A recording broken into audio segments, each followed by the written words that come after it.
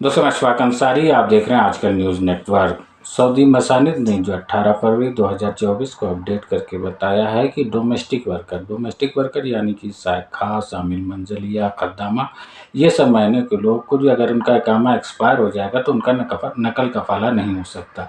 इसके साथ ही साथ उनके नाकामा एक्सपायर होने में अगर 15 दिन से कम वक्त रह गया तब भी नकल कफाला नहीं हो सकता।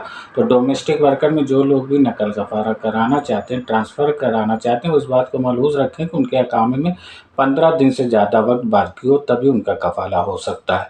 दोस्तों, सऊदी वज़ारत अमल ने एक सवाल के जवाब में बताया कि अलाउंस और सैलरी बढ़ने का मामला ये वर्कर और एम्प्लॉयर जिन्होंने जहाँ वो काम करता है दोनों के दरमियान जो कॉन्ट्रैक्ट हुआ है उसी के आधार पर होगा। बिना कॉन्ट्रैक्ट में अगर ये चीज़ें नहीं हैं तो आप अलाउंस बढ़ाने को या सैलरी बढ़ाने को लेकर कुछ नहीं कह सकते। दोस्तों सऊदी अरेबिया में जो है चंदा लेना गैर कानूनी है। अगर आप चंदा लेना चाहते हैं, डोनेशन लेना चाहते हैं तो आप उससे संबंधित अथॉरिटी से पहले आपको परमिशन लेनी पड़ेगी। परमिशन लेने के बाद ही चंदा ले सकते हैं। सऊदी पब्लिक प्रोसिक्यूशन ने अपने एक्स अकाउंट पर यह बताया है कि बिना परमिशन के आने वाले हज सीजन या उम्रा सीजन में जो भी लोग डोनेशन लेते या चंदा लेते पकड़े जाएंगे उन्हें 7 साल की कैद और 50 लाख रियाल तक का जुर्माना हो सकता है। बल्कि ये दोनों सज़ाएँ एक साथ हो सकती हैं। तो बिना परमिशन के आप लोग जो है चंदा न लें। दोस्तों, यूएई में फेलिक्स जेबी एक इंडियन 18 साल इंडियन है, वो गायब हो गया। उसके बारे में बताया जाता है कि ये शारजा सिटी सेंटर में अपनी माँ और बहन के साथ शॉपिंग करने गया था। वहाँ से पता नहीं कैसे वो अपनी माँ और बहन से बिछड़ गया। शनिचर के दिन 8:45 रात में उसे आखिरी बार देखा गया। उसके बाद से उसका कुछ पता नहीं। उसके जो है गार्जियन ने पूरा शारजा सिटी सेंटर खंगाला, अगल-बगल इधर देखा, लेकिन अभी तक उसका कुछ पता नहीं है। शारजा पुलिस उसकी खोज कर रही है। दोस्तों, जैसा कि आप लोग सभी लोग जानते हैं कि कांग्रेस के साबिक सदर राहुल गांधी मणिपुर से लेकर मुंबई की भारत जोड़ो न्याय यात्रा पर निकले हुए हैं। पिछले दिनों वो न्याय यात्रा बनारस पहुंची, लेकिन इमरजेंसी में उन्हें राहुल गांधी तो ये यात्रा रोककर अपने संसदीय क्षेत्र वायनाड जाना पड़ा। पहले आप वीडियो देखिए।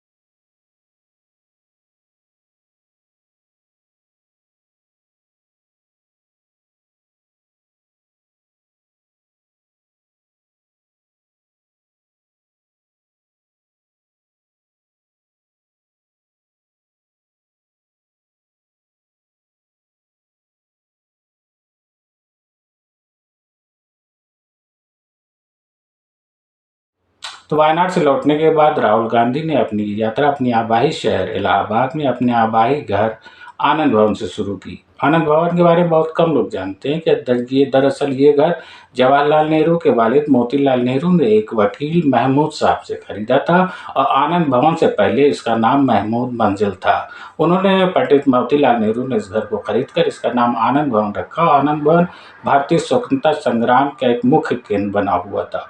तो यहाँ से राहुल गांधी ने अपनी यात्रा फिर से शुरू की और इलाहाबाद में बहुत ही ज़्यादा भीड़ उनकी यात्रा में आई, जो देखकर लखनऊ और दिल्ली वाले तक हिल गए कि इतनी ज़्यादा भीड़ कहाँ क्यों आई। और वैसे आनंद भवन इलाहाबाद यूनिवर्सिटी के एकदम पास है, तो स्टूडेंट का गढ़ है और बहुत उनकी यात्रा में स्टूडेंट की बहुत ज़्यादा तादाद आई हुई थी। इस वीडियो में इतना ही। अल्लाह हाफिज़।